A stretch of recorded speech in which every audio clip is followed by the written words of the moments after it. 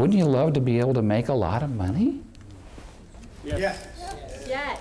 You might actually have to do something different than you're doing. Absolutely. You might have to think differently than you're thinking.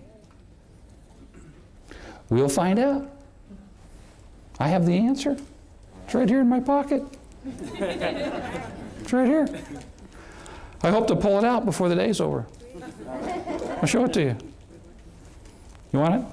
Oh, yeah. I got enough for everybody. All right. Okay, it's right here. Okay. Here we go.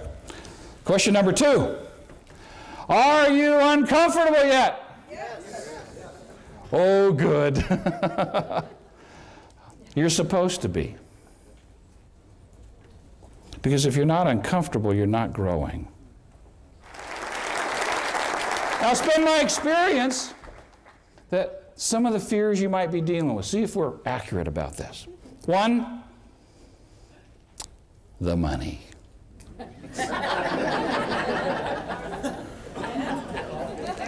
Here's another one. Okay, so if I found it, I can see Dan succeed, I can see Ben succeed, I can see Chris succeed, I can see Steve succeed, but will I? You've already given her that objection, huh? Okay.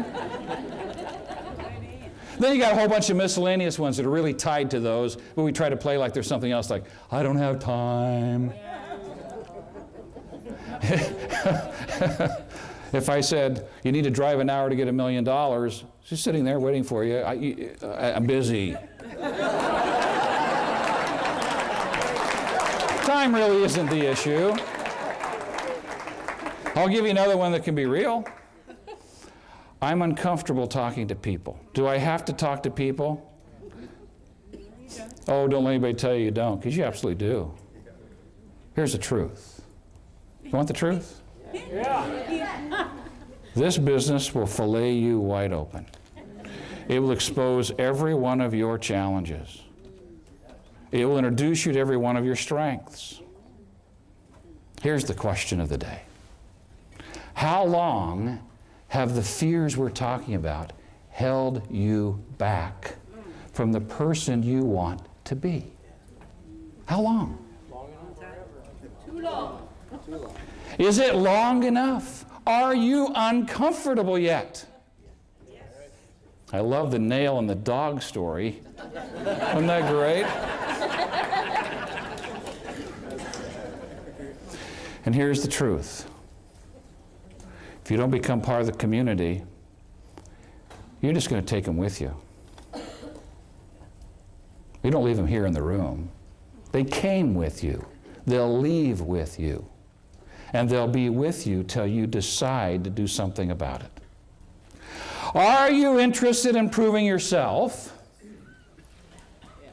Yes. Or are you only interested in changing your circumstances?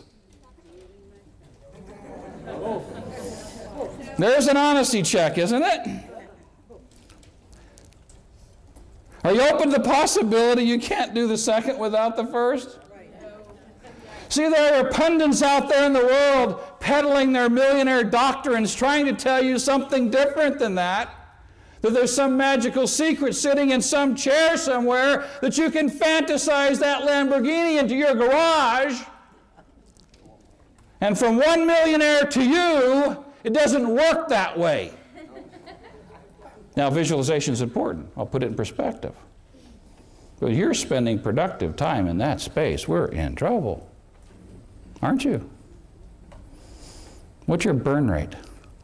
How much more of that equity you got left in your house that you're going to blow through while you're sitting in that chair waiting for that Lamborghini?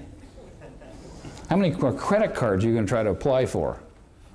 Even kind of fudging maybe the income so they'll give it to you so you can fantasize for another 30 days.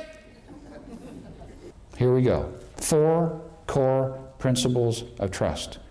You want to examine your business, say, my business is going slow. Okay. You want to know, right? Even if it's painful? Okay.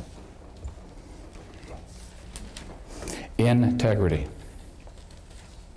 Comes from the word integer. It means to be whole. It means to be congruent.